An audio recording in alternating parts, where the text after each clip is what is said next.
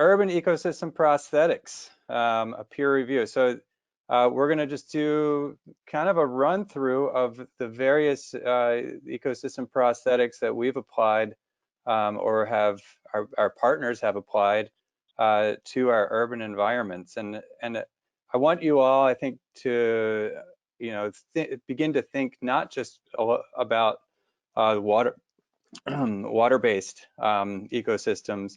It would be great if we could start getting some ideas on prosthetics that could be applied outside of this aquatic environment or this water's edge environment. So without further ado here, so urban, many of us, I think, I did a brief scan of those who are attending, and most of us are probably living or adjacent to urbanized environments. And I think one thing that we share, whatever city you're in, is that urbanization has really resulted in severed connections and transformed ecosystems. So this is actually a photo of the Cuyahoga River up in Cleveland, Ohio. So this is the river that sort of set the entire Clean Water Act in motion when it caught on fire in the 60s. And it's a very industrialized channel, and you can see how it's completely severed from its adjacent terrain. So the floodplain is completely disconnected, as that's been really offloaded areas for the whole steel industry. And then not only that, it's people really can't access the waterway from this. So it's a severed ecosystem, not only from a wildlife perspective, but also from a human perspective. And I think looking at this picture too, just putting in the factor into mind that the Cuyahoga is there's a steel plant on this at the top of this channel, and it generates something like $3 to $4 billion of revenue, both in jobs and into the Cleveland economy. So this is one of these instances where really restoration is not an option. But we can look at this severely degraded ecosystem with the steel sheet piles and the thermal plumes coming out of some of the water, the outfalls of the steel plant, and think, man, this system must be completely dead. But the reality is life is still present, and though it's impacted, there are still organisms that are moving up and down and making their life in this channel. So the question is how do we provide critical life support systems despite all of the impacts associated with this type of environment? This is a different waterfront. This is down at the southern end of Baltimore. Baltimore actually has two harbors. This is often referred to as the second harbor, the middle branch of the Patapsco. And this too was an industrial waterfront. And in fact, this entire peninsula, which you're catching up above that red roof, was a giant rail yard with, and the pier in the foreground here was for loading coal onto barges.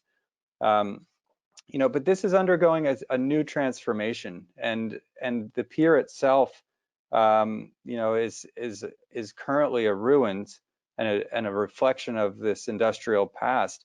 But so many, if you go to almost any city in the country anymore, and many of these derelict piers are being converted into parks, and just a new form of access to the waterfront that hasn't been available to many of us for years and years and years.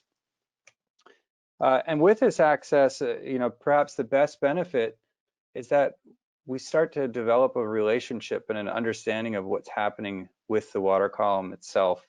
And so all too often throughout our urban environments, because we've lost so many of the ecosystems that were processing nutrients and carbon from the terrain that flows into the system, we now have a system that's in balance. And so in this case, in the city of Baltimore, for example, we have a lot of harmful algal blooms that occur more or less on an annual basis.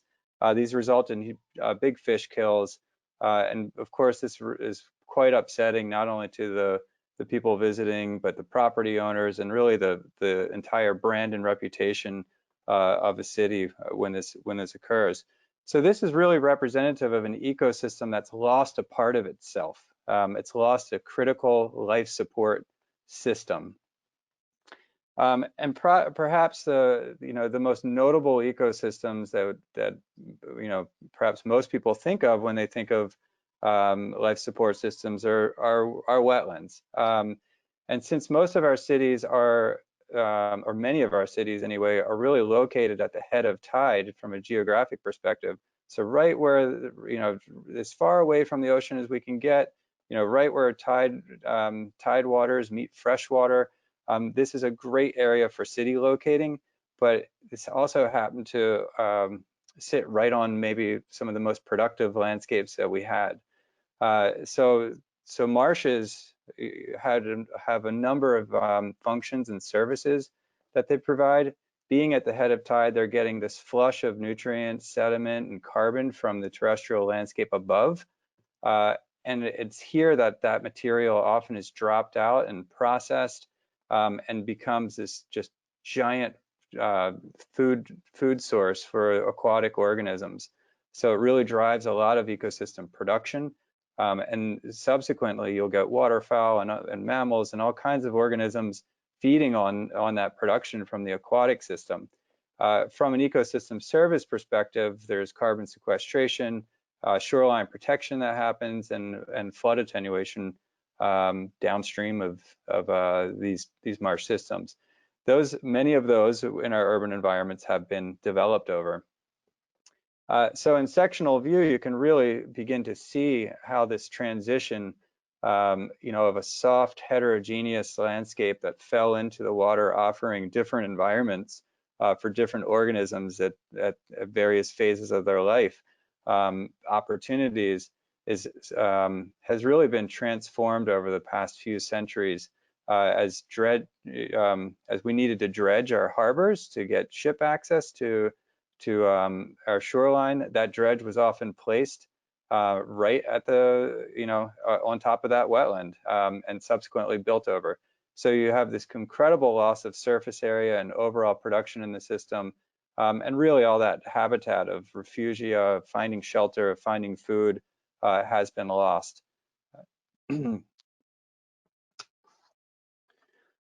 So again, we're not going to restore all of these ecosystems to what they were. So maybe we need to think about this in a different way. When somebody loses a limb or a body part, a person that loses their leg, of course, they'd like to walk again, and they're still perhaps capable of walking with an artificial device. So the notion of an ecosystem prosthesis, is something that we, can help us begin to start thinking differently about what our ecosystems need in these highly altered environments. So I think some key points about thinking about an ecosystem prosthesis is by looking at the human body. So first of all prostheses are unique to the individual that's lost a part. So they're sized to fit and to restore a particular function. So we're also going to talk about a couple of different prostheses, really this transition as we go from more primitive prostheses like this one, which is maybe just a step above a peg leg, to more of a bionic prostheses. And of course, this is Luke Skywalker's arm after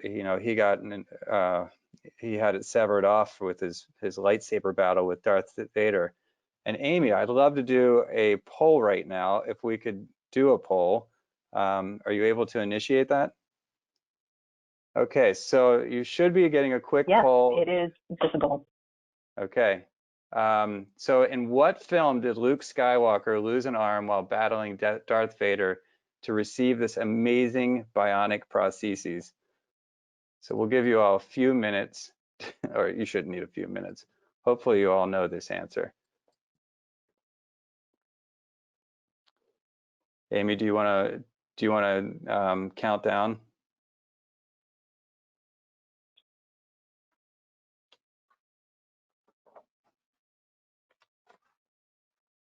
Poll is closed.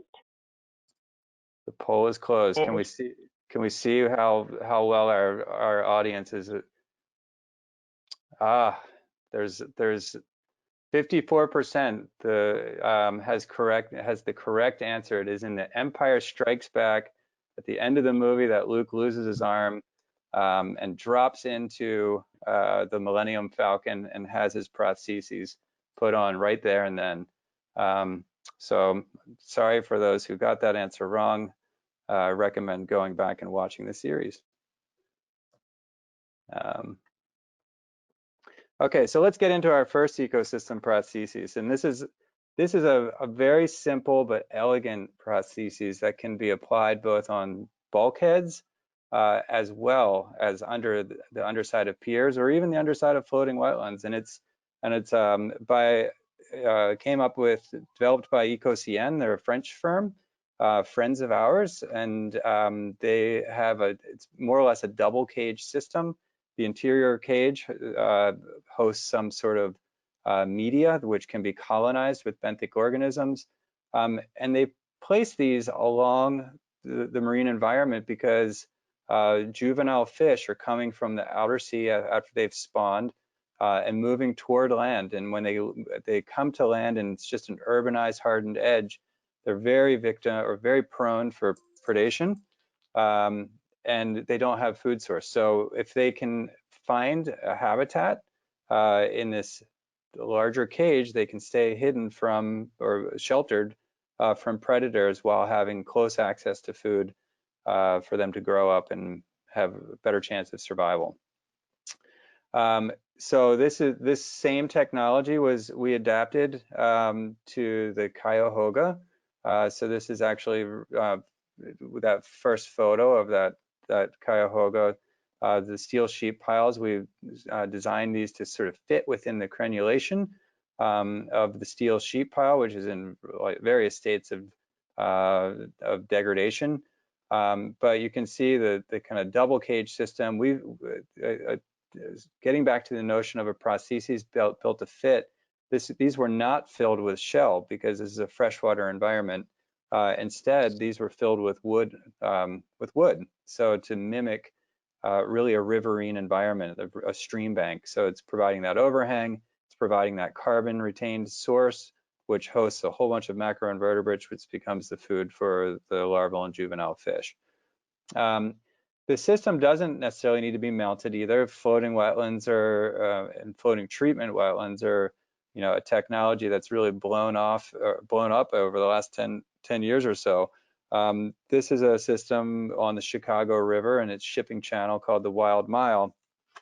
And this is providing a host of different services like recreational benefits, like aesthetic beautification, and it's providing some habitat and water quality benefit as well.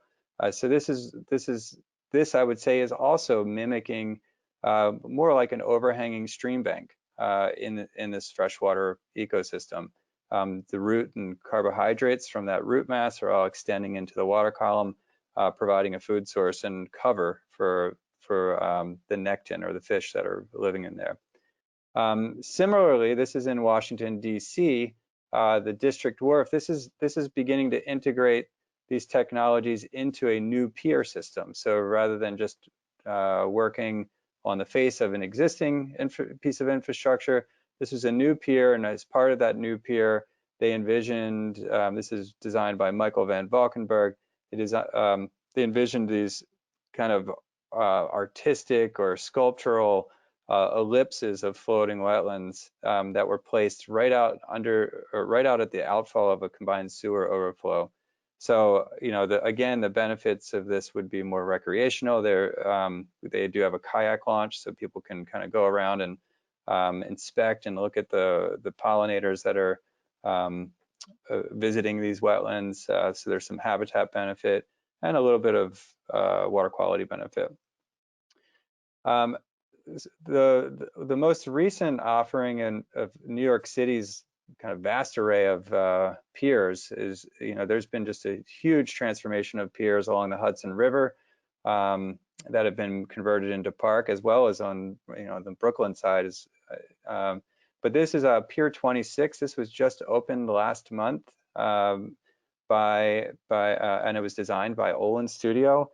And the entire premise of this pier is really a riverine ecology. So this is a kind of a large scale pier prosthetic that has a suite of different habitats. So not only do people gain access to the river, they can really get down low and get to experience it on this boardwalk, which descends into this sort of rocky shore, backed by this this tidal marsh system.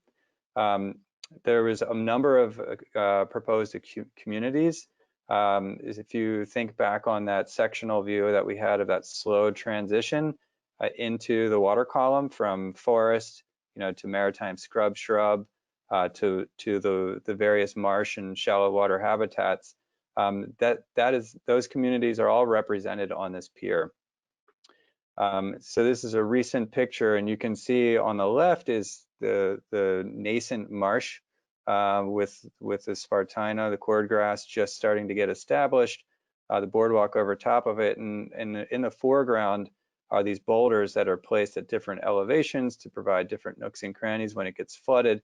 But also the service of this is that it's an attenuator for the energy that comes in. The interesting thing about Pier 26 is that it's a prosthetic that's beginning to really leverage the natural pulsing that is occurring on the Hudson River. And the Hudson is no joke in terms of the overall energy. I mean, there is 6 to 7 feet of tidal amplitude per day. There are flood flows, there are ice flows, there's a lot of shipping traffic. So it's pretty extensive energy. This wetland system is placed literally on a pier deck. So it's on a concrete deck. It had to be lightweight. And you can also see that those boulders have been kind of cupped to support tide pools. So again, some organisms can find a suitable habitat for themselves on any given day. So moving back down south into my neck of the woods, into Baltimore, this is the harbor, Baltimore Harbor, the inner harbor actually, in the year 1792. And you can see that urbanization had started to make an imprint on the land side, as well as on the water side. But just a few hundred years later, this is the current water footprint. So an enormous amount of dredging and filling, and then we also had a great fire in between, which has really dramatically shrunk the surface area of the harbor and dramatically changing its ecology. And most of that shoreline edge is hardened. They're with almost no exception. It's pretty much vertical bulkhead and with some riprap. Not a whole lot of habitat benefit associated with this ecosystem. And just to, we wanted to study, what is really the loss of intertidal habitat associated with the condition. And so if we just assumed that the original shoreline had an average slope of 10 to 1. There's 2 to 3 feet of tidal amplitude in a day or in a month. And you compare that surface area compared to the vertical condition today, and we've lost more or less 90% or greater of that intertidal habitat. And so, oftentimes we would expect not to see much life in the inner harbor. And yet, between Pier 3 and 4, Baltimore is graced with having the National Aquarium. And the National Aquarium has been doing a lot of surveying, marine surveying, aquatic surveying, and has just found a surprising array of life that's been using the harbor despite the poor water quality and despite the poor habitat conditions. And so as they've worked on kind of revisioning their campus, they really wanted to take their knowledge of providing life support systems for their curated animals that they hold in the buildings and apply that same sensibility to this giant prosthetic that can serve also as an exhibit of Chesapeake Bay habitats. And so, within this image, you can see a bunch of varied habitats like the tidal canals, and there's low marsh, high marsh, and some just, shallow water habitat, not to mention the fact that there's access to this system. So, they really wanted to continue to push to see how we could artificially create suitable habitat to support a wide array of species, including, the northern water snakes and great blue herons and the ubiquitous blue crab, of course, in Baltimore. And so to date, they've accomplished building a pilot project. So on the left is actually just a little sectional view of that pilot. So that's the floating wetland structure, and all the bubbles around the perimeter. That is the circulation of this system, and this is again where the prosthetic is doing more than just kind of sitting in place. It is using supplemented energy to mix the water and to try to steady out the crash and boom cycle associated with like the nutrient loads and the harmful algal blooms. On the top right, you can see a lot of the bubbling along the bulkhead. They've also placed aeration along the bulkheads to see if that could actually benefit, because one thing they've observed, and is through underwater camera work, is just the enormous amount of biofouling that occurs on these piles. I apologize for my dog barking. Such is life in COVID here. So on the left is an image of the biofouled pile, and then just after these aeration systems where the diffusers were placed, they took additional shots and observed all these various benthic organisms. And so again, this was kind of a demonstration that if we can provide more consistent conditions where you don't have this crash and dissolved oxygen, that you can really begin to develop some real biological productivity and a real rich food source, even on a simple structure like a pile. Moving to the other side of the harbor, this is again Port Covington. This is that old ruin of the coal pier, and I'm sure that each of you are aware of piers just like this in whatever city you're tuning into right now. So we began to imagine this pier as, again, using the existing infrastructure, using this existing structure as an armature to house ecosystem prosthetics. So this could be a collection of systems where, maybe we could put an oyster nursery out on the tip of it and kind of pool water through or pump water through a series of treatment wetlands. And the system could end up being quite engaging, where you could even invite people to wade in the waters, given that the water quality is actually pretty good in this location. So, and finally, this is on the northern side of the Baltimore Harbor. This is a derelict pier that's right in kind of the heart of one of the tourist areas, Fells Point. It's been disconnected for a long time from the promenade. But so about 10 years ago, we began to think of this as being really a living treatment system for both habitat and water quality, and so a very high-tech prosthetic for the harbor. Just with a simple image, this got people excited enough that we were able to generate some funding to do a feasibility study where we would explore creating a treatment wetland on the top, and then followed by this sort of series of waterfall cascades to create mixing of the water column itself, where a lot of the organisms would be. So we did a deep inspection of the structure. Definitely has experienced some degradation, some holes in the deck. We did some load testing to evaluate how strong the deck could it support. And even though the wood was found to be at about 50% of its original structural integrity, the load was more than adequate to support the weight of media and water associated with the wetland.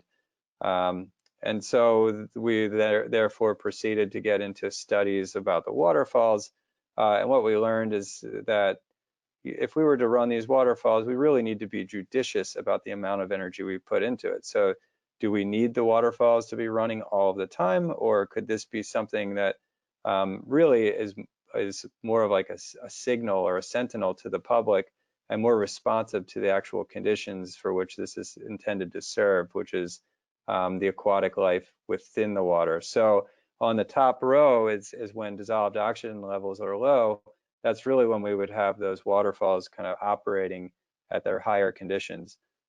This also might be something where if our energy source is solely the sun, we have a limited solar panels, it might be more of a function of sunshine and dissolved oxygen.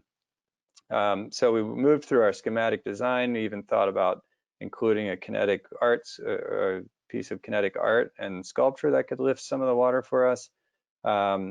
Proceeded into design development where we began to integrate a solar array on the outer board piece of the pier, and began to extend this prosthetic, recognizing that maybe the greatest water quality benefit we could provide is not just in the treatment wetland, but really would be the underside of the wetland. So again, trying to leverage and use all parts of the structure to create a wholer ecosystem.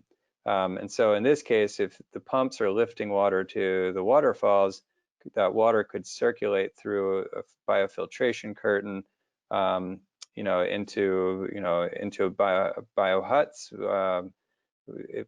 to prevent things like plastic bags and debris from getting caught in the pump intakes, and then so on. So providing that additional water quality benefit. Interactivity also became an important consideration. So could we actually program this pier so that somebody on their smartphone could turn on the waterfalls if they were off, in order to get their selfie, or perhaps even stationary bikes placed along the promenade, that once the pedals are turned, they actually can be engaging the electric to turn those waterfalls on. So just to increase the interactivity and the educational potential. And so this is different looks of the pier as we've advanced through the design. And I guess in conclusion, I wanted to stress that our urban environments, even though they're stressed, they still support life. And we're seeing this all around the cities that we work all around the country. And we do have the potential to just think about what functions might support that life a little bit more. And if we can, the more we can use existing infrastructure, we can not only kind of retain that historical character, but we can also lower the amount of investment that we might need to make to build these prosthetics into our urban environment. And so I think that about wraps us up, and we are open for any questions or discussion points. And I'd be curious if anybody thought of any other prosthetics that we might begin to explore in our urban environments. Thank you, Chris. All right. Erin here, and I'm going to help run the questions. That was fantastic, Chris, and really inspirational. Thank you for that. For all of you on the webinar, you can put your questions into the questions box on your webinar panel, and I will be able to run through those. So feel free to pop those in there and quarterback those. So Chris, one of the first questions that came in was if there were other places or applications where ecosystem prosthetics can be applied. For example, at an urban farm, in terms of utilizing the organic stream from waste to be able to produce food in an urban environment. Totally, and I think you might actually be the better person to answer that one, Erin. Um, yeah, you want me to take a stab and you Yeah, you take a fill stab. All right. I think that's absolutely the right question I mean, our cities are ecosystems. And I think the more that we can begin to evaluate the energy and material flows that go into supporting the life within that ecosystem, um, the better we'll be. So typically we're subsidizing the energy and material flow, by borrowing, the resources from our farms, from other countries. We're like cities are just like giant, resource suction systems. And I think the fact that we have those nutrients, if we can begin to cycle those internally through, say, treatment wetlands or compost, like some sort of compost operations, or doing aquaponics, so that we can begin to just get more benefit out of the nutrient that we're already needing and wasting, more or less, by sending it out to wastewater treatment plants. Yeah, I think that'll really that is really an important direction for cities to become more resilient. Great. I think I'll leave that one at that, Chris. A couple other ones that have come in are there was the technical question about what's the time frame in that pre and post underwater picture of the piers at the National Aquarium? Like, what was that time elapse in between? Oh, that's a good question. I think that was literally like a month. It was not very long. Yeah. Okay. Life is resilient. Okay, two questions here about dredged materials in brownfields. I'm going to lump them together. Have you developed any inclusion of dredged materials in these projects? And is there application for brownfield remediation? Yeah, so I think this varies, I think, depending on where you are. The we're deeply investigating the beneficial use of dredge in Baltimore Harbor. We have the Pan-X ships coming in, and so annually there's 1.5 million cubic yards of dredge being produced just to maintain the channel in the Baltimore Harbor. So that's a lot of material. The port is desperately looking for homes for that. And so, yes, we're exploring if we can use that to create more tidal marsh system and increase resiliency outboard of the existing shoreline. And so the benefit that Maryland has, anyway, is that they're really classifying the quality of the dredge. So there's 4 classes. One is actually suitable or clean enough for residential application. The other, at one end, then there's kind of public open space, and there are more industrial uses like capping landfills. And I would think, depending on the brownfield development, you might be able to use probably a class 2 or get that class 3, depending on what you would want to do with it. But I would think dredging and capping of brownfields is certainly worth considering, especially given the fact that we have sea level rise. And if there's any proposed development on those brownfields, they really should start thinking about final floor elevations that are higher and higher and more resilient, ultimately to our conditions 50, 75, 100 years from now. Great, thanks, Chris. 2 questions about cost. One was, has the Pier project, Chase Pier, been funded? And also a separate question, but related, is who is paying for these installations? Are they public sector? Excellent question. We would love a funder for the Chase Pier project.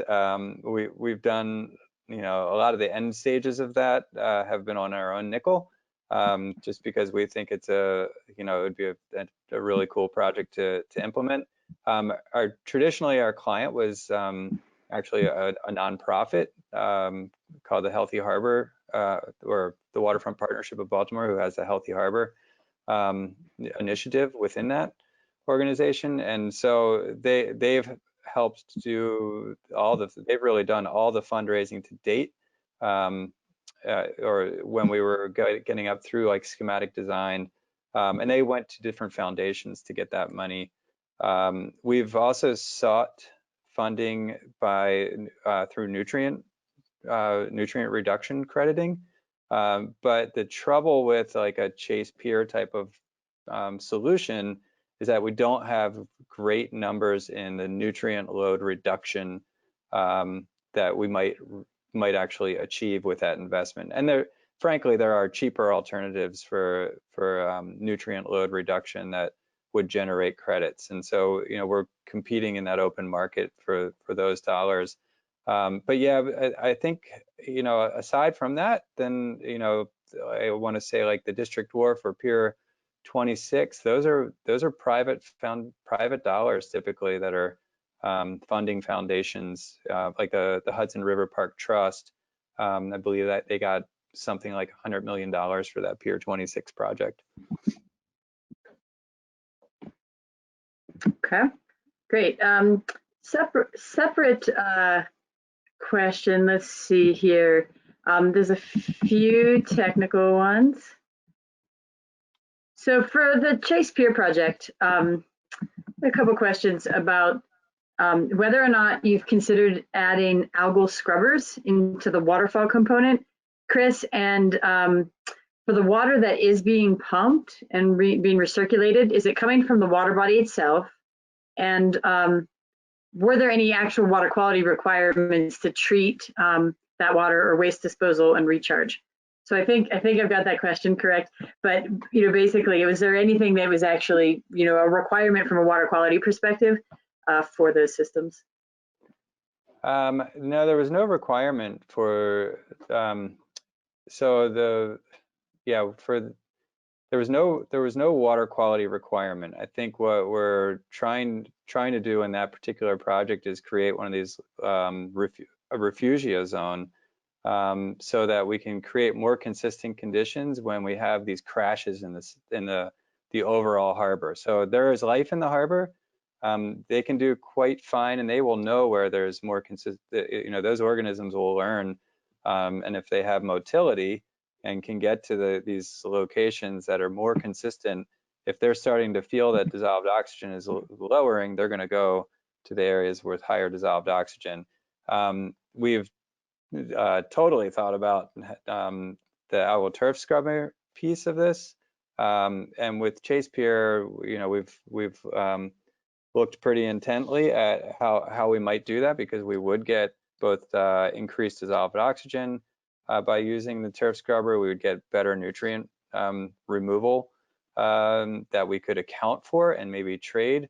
And really, I think we've just gotten hung up on how the algal turf scrubber would require harvesting of that algae, and just the access piece and who's doing that maintenance and what's the cost of that has always been kind of the obstacle or the barrier into that. I do think other piers might be more suitable if they were wider, connected to land, etc. So building on that one then, Chris, there's another question that came in terms of looking at potential prosthetics, this idea of repurposing, putting a new mission to some of our urban infrastructure. And there's a question about a system that addresses anoxic concerns in the Gulf of Mexico. For example, it would be very interesting, the idea of something like using oil rigs, repurposed oil rigs, to help increase and support fish populations and diversity. I love it. I don't know. Is that a question? I think that's a good idea. That's a good idea. Yeah, I don't know. I think excellent point. I think that the oil rigs should become. I mean, maybe we need to start drawing up ideas of, how can those be, new islands where we begin to manage the anoxic zones in the Gulf of Mexico.